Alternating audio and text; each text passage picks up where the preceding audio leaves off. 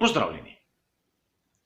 Pred dnevi je nekdo od vas napisal izjemno dobro vprašanje na enega izmed prejšnjih prispevkov. Kako navdušiti mlade, da bodo spremljali Formulo 1? In prav to je vodilo današnjega razmišljanja.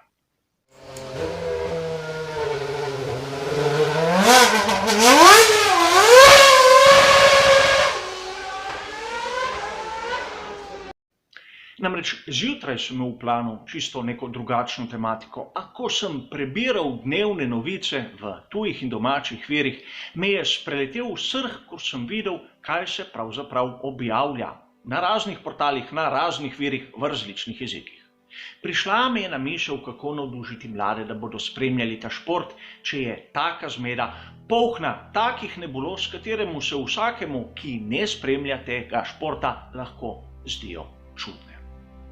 Namreč izjemno rad imam, ko kdo izmed vas pove svoje mnenje, popravi moje napake, postavi določena vprašanja, tudi zato, da razumem, kaj si nekdo misli, kako razmišlja, kaj je meni lahko samo po sebi umevno in nekomu drugemu ni, ter seveda obratno. In ta nadpovprečna vrednost nebuloz v dnevnih novicah me je spravila v to razmišljanje, zakaj danes mladi se ne odločajo za Formulo 1. Verjetno se vsi spomnimo, kako smo sami začeli spremljati ta šport. Ponavadi so bili vključeni starejši, oče, kak stric, starejši bratje, tisto druženje v nedeljo po kosilu pred prenosom, pred televizijskim sprejemnikom. Zraven je bila še kakšna anekdota spremljanja dirk v živo in podobne zadeve. Malo po malo smo vstopali v ta svet, ratali nekako odvisni od dirk in seveda še danes mu sledimo. A če v virih danes v tehnološki dobi, kjer je bistveno bolj enostavno, vidimo, da stvari so nejasne, nelogične, kako lahko pričakujemo, da bo nekdo sledil temu, če bo rekel, jaz tega ne razumem, ker vsak govori nekaj drugega. In tu tam popolnoma prav, kajti smatram, da današnja mladina zna bolje tuje jezike od mene, zna bolje uporabljati vso moderno tehnologijo in je bolj spretna pri pridobivanju informacij. A videli smo v zadnjem času kar nekaj fantastičnih idej, ki so se izkazale v resnici za velike bedarije, drugače jih ne morem imenovati. Od dirkanja po progi v nasprotnem smislu, kar so nekateri izključno in, bom rekel, zelo energično promovirali, do tega, da so bile pred kratkim zavržene kot neumestne. Do tega, da sem recimo danes videl v enem viru to, da Ferrari na prvi dirki, katera bo na sporedu, kadar bo prisoten z drugo izpeljanko pogonskega sklopa v tej sezoni. Kar ni nič takega, zraven je avtor napisal, da to bo nekako pomagalo nadoknaditi tisti zaostanek pri končni moči, ki so ga nekako pridelali s tem, da so imeli določene nepravilnosti in tako naprej. S tem pa je pozabil, da okrog velike nagrade Kanade tako ali drugače vse ekipe pokažejo tisto drugo različico razvoja pogonskih sklopov. 14. julij je bil tisti datum, na katerem je bila velika nagrada Kanade planirana. In ukolikor bo prva dirka za tem datumom, kar verjetno bo, bodo vse ekipe pripeljale drugo izpeljanko njihovega pogonskega sklopa. In mislim, da o tem se vsi strinjamo. A na to še večja nebuloza sledi okrog tistega, kar naj bi se zgodilo pri nosnem delu Ferrarija. Avtor navaja kot vir za obe novici Gazzetta dello Sport, italijanski časnik, kateri se ukvarja športom, kar ni nič takega. A pri Gazzetti dello Sport nam že celo večnost prodajajo idejo, kako bo imel Ferrari ozek koncept nosnega dela. Poglejmo samo tisto, kar so prodajali še pred samo predstavitvijo SF1000. Ampak v redu. Pravijo, kako pri Ferrariju ne morejo izdelati tega nosnega dela, kateri naj bi bil podoben tistemu, ki ga ima Red Bull. Problem je v homologaciji, a pozablja, da smo v čistem lockdownu, ne samo v Ferrariju, ker je v Italiji. Tudi FIA je zapovedala, da 35 dni v marcu, aprilu in ali maju morajo biti ekipe zaprte. 35 dni deljeno 7, 5 tednov. Če pogledamo, da v Formuli 1 vsa zadeva vezana na koronavirus je začela 16. marca, pomeni, da še danes so vse proizvodnje pri Formuli 1 lepo zaprte. Inženirji lahko imajo določene ideje, a hočeš nočeš niti na papirjih ne smejo spraviti, da ne govorimo o vetrovnikih, o CFD simulacijah, o fizični realizaciji tega kosa. Kje je še atest? In spomnimo se, naprimer Alfa Romeo C39 je imela kot šasija probleme na atestu 20. decembra. Mnogi so poročali o tem. Dan gor, dan dol. Zimska testiranja so se začela tam okrog 19. februarja. Torej lahko smatramo, da 2 meseca časa od atestiranja do realizacije potem za progo je nekje realno, lahko kaj več, lahko kaj manj. Torej, Ferrari, če bo imel nov nošni konus, dvomim, da ga bomo videli pred oktobrom, novembrom. Če bojo šle stvari tako naprej, kot kažejo, da bojo šle, a mnogi se tega ne zavedajo.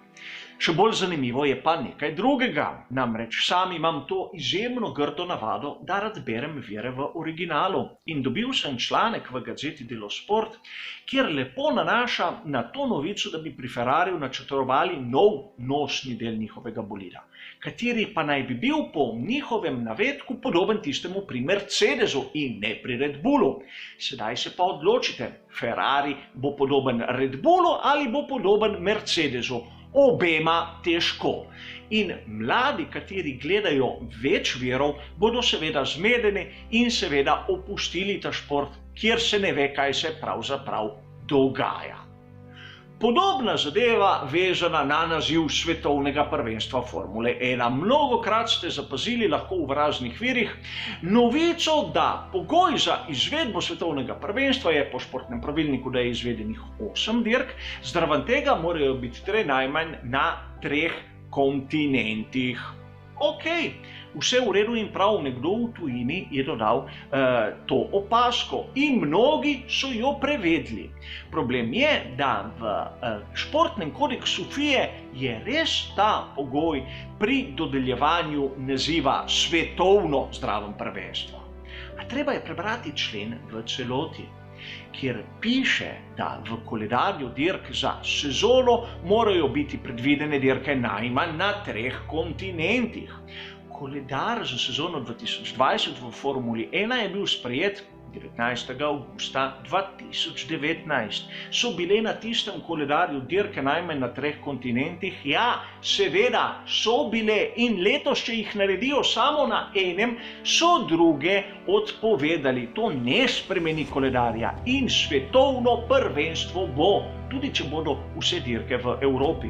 A zgleda, da je nekomu težko pogledati športni kodeks FIA in preveriti, o čem piše in o čem govori. A mnogi mladi verjetno naredijo tudi kaj takega.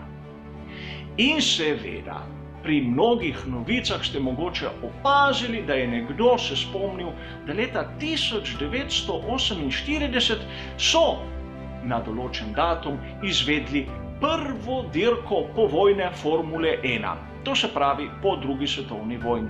Problem je, da prve dirke v Formuli 1 imamo že leta 1946, prvo celo sezono leta 1947. Leta 1948 je bila že druga sezona, katera pa ni štela za svetovno prvenstvo Formule 1. Za preveriti to novico je potrebno odpreti Wikipedijo, to se pravi 5 sekund dela, kar je bilo pa določenim avtorjem mogoče pretežavno, a mislim, da mnogim mladim, ki bi se želeli približati temu športu in zvedeti kaj več, ni bilo težko. In ko so videli določene razlike, so se enostavno obrnili in šli proč. In seveda, o tragični smrti Stirlinga Mossa je bilo povedano ogromnega. Od tega, da mu nekateri pogosto niso izkazali potrebne časti. Največji izmed vseh, kateri ni nikoli osvojil naslova svetovnega prvaka. Stirling Moss je bil eden izmed največjih voznikov Formule 1. Pika. koliko izmed teh, ki so tako navajali, se ga je spomnilo, ko je dopolnil 90 let, približno pred 6 meseci. Vsak lahko pogleda v te vire nazaj, kaj so pisali takrat. In seveda, sedaj v tem obdobju, ko ni novic, se to nekako lahko posploši, povzame, brez poznavanja zgodb, anekdot in drugih zadev napiše, samo da se objavi. In seveda ne bom se spuščal v podrobnosti, a mislim, da je neumestno, da se na nekaterih virih doda samo povezave do drugih člankov, naprimer v YouTubeu, do drugih prispevkov, kjer v tujem jeziku se razlagajo določene principe. Seveda, lepo se je kititi znanjem drugih, a treba je narediti tudi nekaj sam, če se hoče dokazati, kako v tej državi se tudi zmore narediti nekaj več, kot so tisti naši toliko kritizirani prenosi na javno dostopni televiziji. In seveda, kritizirati je izjemno enostavno. Kaj narediti, smo videli pa malce težje. In spet smo na začetku, kako navdušiti mlade, da bojo spremljali Formulo 1.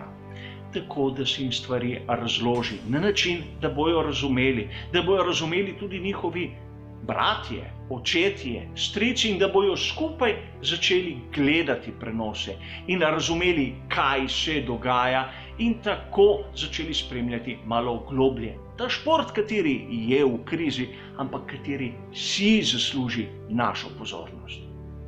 A mnogi bi samo radi bili nek vzor, a ne razumejo, koliko truda je potrebno vložiti, da bodo to dosegli. Hvala za vašo pozornost in nasvidenje.